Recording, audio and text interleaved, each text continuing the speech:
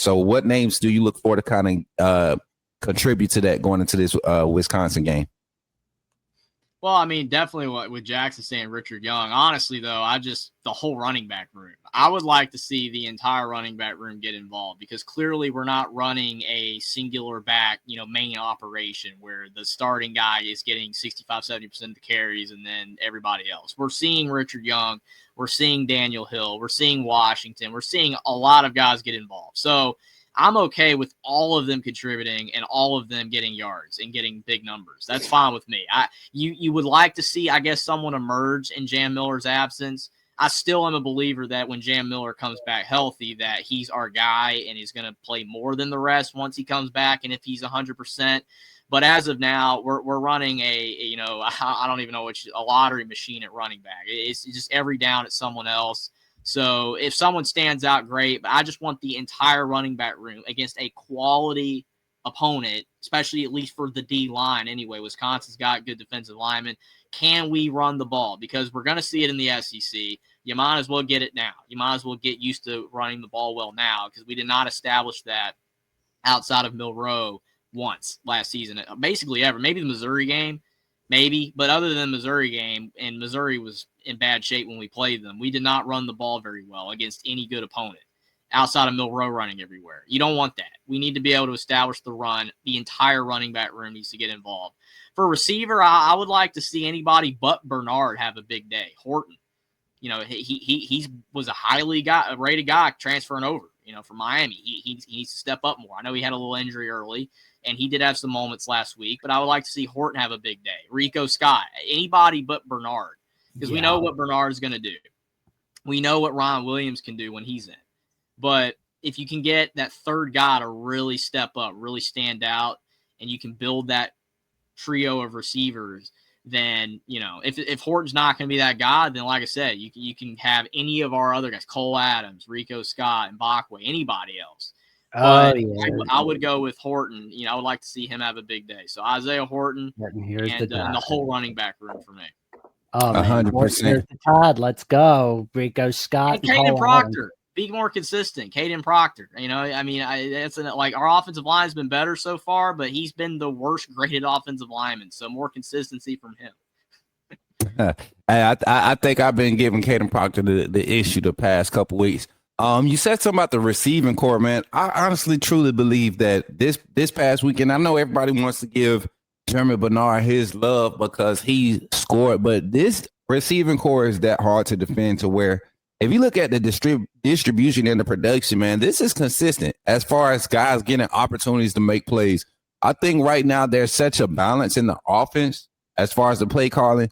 Now, we had a lot of drops week 1 against Florida State, but Alabama's receiving core should benefit this week from the same type of workload that they were issued this past weekend against ULM, especially if the run game is moving at a pace that the staff likes and you're getting those early looks, walking those safeties, getting those safety to walk down into the box or to crash heavy on your play action. You're going to see similar type production where it's going to be limited explosive opportunities. You see that Ty Simpson went 17 for 17 in passing, and I think you only had a total of 4 incompletions between all 3 quarterbacks. So I think it was 36 passes thrown this game, and you're sitting there, you're looking at a clip where guys are actually catching the ball and taking advantage of their opportunity. So I don't see unless you have a defense that's going to be stubborn and continue to get beat in one mismatch. I don't think Fickle will let that happen with Wisconsin's defense. They'll play a lot of safe. So I look for names, like you said, I look for Rico Scott to be a big name this week. And Cole Adams working out of that Z in that slot position. Those guys being interchangeable at that spot. I think in the past games, they're going to be effective. But let's talk about defense. Let's go to the defensive side. I kind of want to open the floor for Ryan to highlight some names on Wisconsin's defense. I think that's probably going to be their bread and butter and kind of what they kind of lean on to slow this game down. The defense to really be effective and to give our offense more chances to slow the game down is really going to start with their defense. Who are some names that we need to look forward to seeing as far as being the leaders of this group? I think your defense is actually dealing with a few injuries coming into this week too. So just give me some thoughts on where you see this defense showing up, looking like this upcoming weekend against Alabama. Yeah, I appreciate it. And, I think one of the keys to this game, and I think you've hit on it, Coach, is Wisconsin's got to make Bama earn some stuff. Like, you can't give up the 40, 50-yard hits. Bernard is really dangerous after the catch. I think everybody knows that. Wisconsin's secondary is a pretty good tackling secondary. So it's going to be key. I think they're going to play some umbrella coverage. They're probably going to drop 3, drop 4, and they're going to try to tackle and keep everything in front of them and just make Alabama earn things, which didn't always happen last year in Madison. So that's a big key right there. We talked a little bit about Mason Reiger. He's the guy I mentioned on the defensive line that he's just relentless. He is a relentless motor. He's been at times unblockable this year against subpar competition, which is incredibly fair to point out. Wisconsin has not faced a Proctor. They have not faced a really good offensive line, but Mason Reiger has been really, really good. So look for him off the edge. He's a defensive lineman, number 22. He's got some TJ Watt just type intangible motor stuff. He's not TJ Watt, but he plays like that. So watch for Mason Reiger. The best player on defense, if it's not Reiger, is Christian Allegro, number 0, middle linebacker. He can go sideline to sideline. He was a hybrid safety linebacker out of high school. So he has the ability to drop back, but he plays really violently, really good athlete. Allegro's that guy on the second level. And then if you're looking for a secondary guy, Rico Holman, 3-year starter at corner, really solid, good in zone, especially good in zone, understands tendencies. A couple years ago had 6 or 7 picks in a year. So kind of a ball hawk type of a guy. They have veterans at every level. They have a solid defensive line, a deep defensive line. They'll rotate 6, 7 guys out through that front 7. And they've been really disruptive this year. Sebastian Cheeks off one side, Mason Reiger off the other, Stout in the middle, Christian Allegro, the star in the middle. So I think they're going to be able to make it difficult at times for Alabama, but the key is going to be, can they hold up on the back 7? So look for Reiger, look for Allegro, look for Rico Holman. I think if the Wisconsin stays in this game, it's going to be because the defense mucks some stuff up for Ty Simpson. 100%. And if people aren't familiar with the name Ricardo Hallman, that's the big name that we were looking for in the portal. This past offseason, Alabama was really targeting this young man that was very much known between him and Cam Calhoun.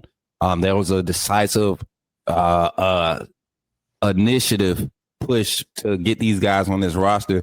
Rico Hallman is one of those guys that can definitely come, and you might see Wisconsin put him in the slot situations depending on what personnel looks like. I think that's a matchup I'm looking forward to see when I look at this from the unbiased standpoint of it. Ricardo Hallman versus Jeremy Bernard, Ricardo Hallman versus Jalen Hill or a Ryan Williams if he's available this weekend. So I'm ready to see that matchup.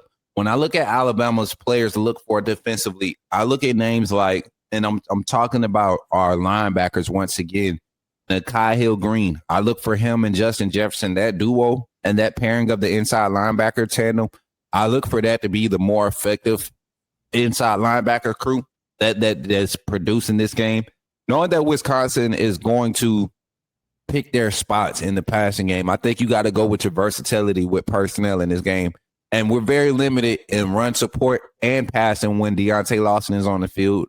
And then also you got to factor in the fronts that we're putting out there too. So I like seeing Keon Keeley come off the edge this past weekend with his limited reps. Can we get more speed rush off of the edge without getting too light in the box and have guys like Nakai Hill-Green, Justin Jefferson, QB Reese, right? Get him a little bit more in this rotation. And we see those type of names start to emerge and impact plays, because I think that's who you're going to need to really depend on to set up the defensive efficiency for Alabama coming into this game.